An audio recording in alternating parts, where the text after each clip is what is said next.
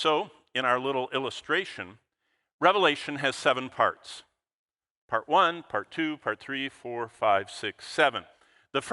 It starts with the first 3 chapters, the church on earth. That's where we are. And the church on earth is promised to be taken. Jesus told doubting Thomas and the rest, I go and prepare a place for you.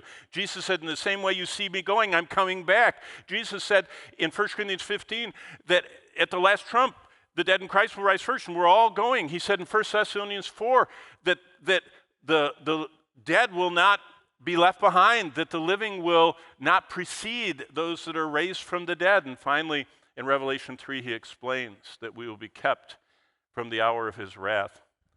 And where are we headed? We're headed, and this is what really brought him hope. Jesus brings each of us safely to heaven, just like he promised to do. We see ourselves there in chapters 4 and 5, standing around his throne after we've finished the plan. Remember, God's watching everything from the beginning to the end. And right there is our life. And he says, I have a plan. How did Jack Wurtson put it? It's the duty of every believer to reach their generation for Christ, or something very similar to that. Boom. God says, I have a plan for you. It's your duty to please me, to do what I've planned for you to do. How do we do that? We start every day checking in, kind of like being a good employee. All the jobs I've had that I wasn't the manager, I had a manager, and I would check with the manager what exactly they wanted me to do that day, because my time belonged to them, and they were paying me, and they were in charge. That's all the Lord wants. And so we check in with him every day till he's finished with us doing his plan, and then he takes us to be with him.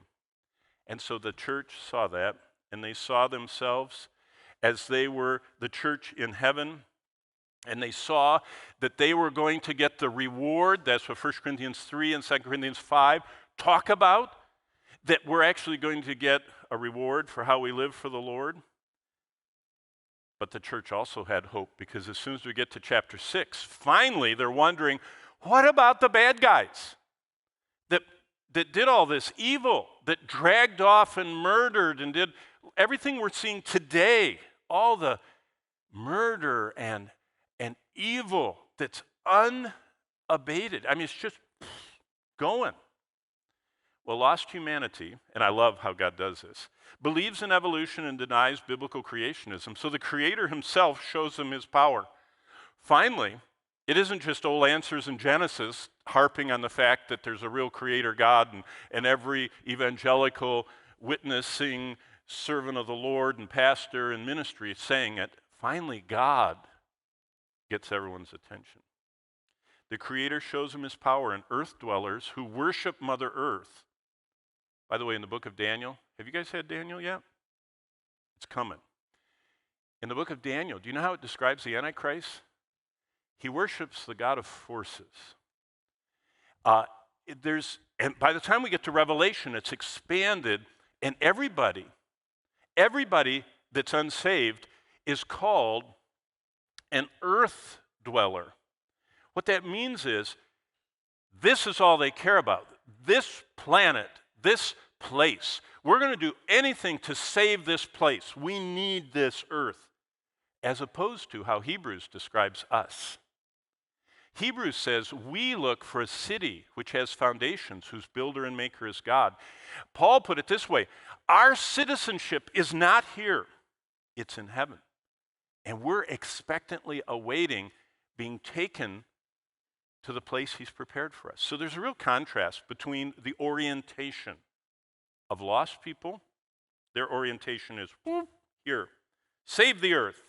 Protect the earth. Animals and plants and now fungi are equally as valuable as humans.